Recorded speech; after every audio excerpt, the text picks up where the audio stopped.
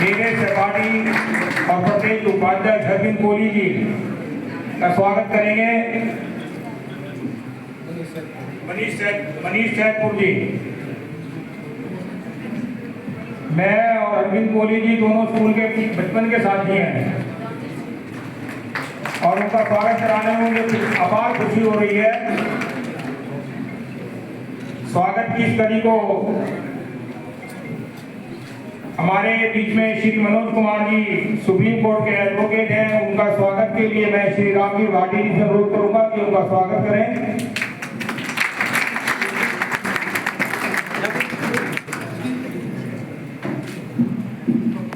राखी शर्मा जी।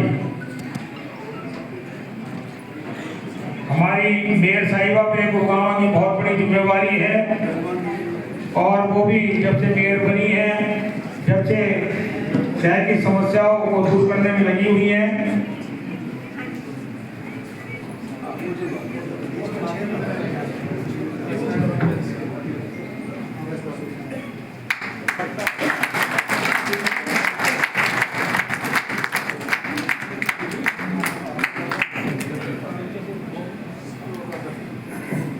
हमारे जिला अध्यक्ष श्री सर्वप्रिय त्यागी जी का स्वागत करेंगे। श्री पंकज सचदेवा जी जो मंडल अध्यक्ष हैं और आशीष गुप्ता जी दोनों मंडल अध्यक्ष हमारे जिला अध्यक्ष जी का स्वागत करेंगे।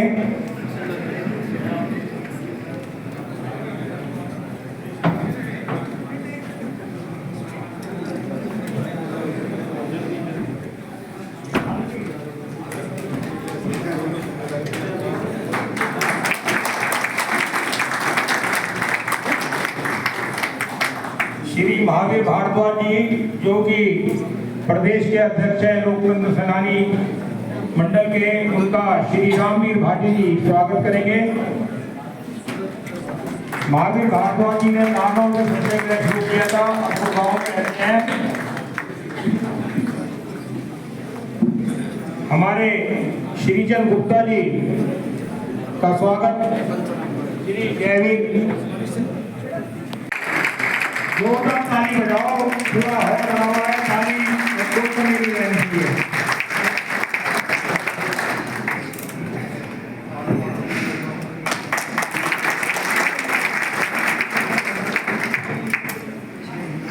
इसके बाद हमारी प्रदेश सचिव श्रीमती गार्गी कक्कड़ का स्वागत हमारे लोकतंत्र सेनानी श्रीचंद गुप्ता जी करेंगे।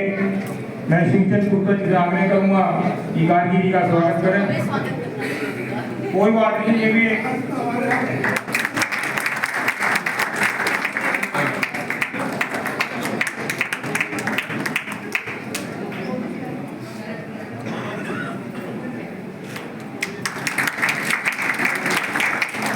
हमारे परम आदरणीय विधायक श्री मुकेश शर्मा जी जो कि गुड़गांव में बहुत ही तत्परता से काम कर रहे हैं, उनका स्वागत करेंगे श्री अजीत यादव जी। मेरा उनसे आग्रह है कि विधायक जी को फूलों का गुलदस्ता और पटका बनाकर उनका स्वागत करें। श्री अजीत यादव जयवीर जी उनका स्वागत कर रहे हैं।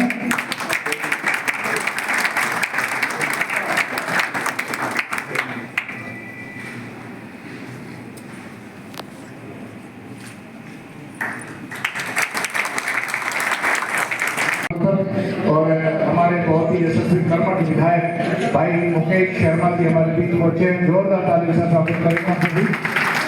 हमारी नागरिक महिला मेयर श्री राजरानी मल्होत्रा जी हमारे बीच पहुंची है और हमारे बीच में बहुत ही कर्मठ, आप जानते हैं कि हमेशा सुबह 5 बजे खड़े हो जाते हैं और संगठन के कार्यों की गति के लिए लग जाते हैं। ऐसे बहुत ही कर्मठ सुधारू हमारे जिले के अध्यक्ष भाई सर्वप्रिय त्यागी जी और हमारे बीच में जो हमारा लोकतंत्र सेनानी जो मंच है उसके प्रदेश के अध्यक्ष श्री महावीर भारद्वाज जी हमारे बीच में। जोरदार तालियों के साथ स्वागत करेंगे। और गुरुग्राम के जो लोकतंत्र सेनानी उसके अध्यक्ष श्री चंद गुप्ता जी हमारे बीच में, उनका भी हम हार्दिक अभिनंदन में स्वागत करते हैं। मैं पर्यटन निर्माण के संयोजक श्री अरविंद कोहली जी बैठे हैं, मैं निवेदन करूंगा आपकी मंच पर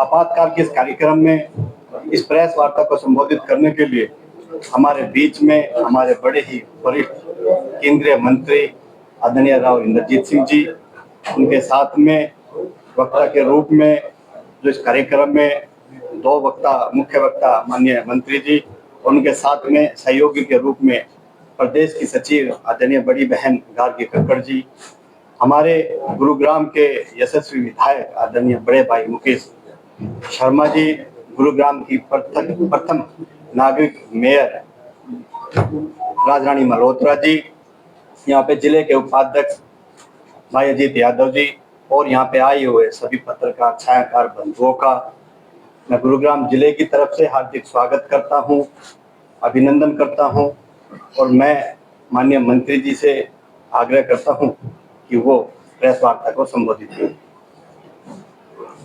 आप सभी को पता है कि देश भर के अंदर 50वें सालगिरह इमरजेंसी की आज के दिन है और उसके ऊपर जगह जगह नई पीढ़ी को अवगत कराने के लिए कि इमरजेंसी के दौरान क्या क्या गलत काम हुए थे, कुछ पार्टी ने नेताओं को तैनात किया है। और मैं आज आपके बीच इसी उपलक्ष्य के अंदर आया हूँ कि पौने 2 साल के करीब जो इमरजेंसी चली थी, ये देश की तीसरी इमरजेंसी थी।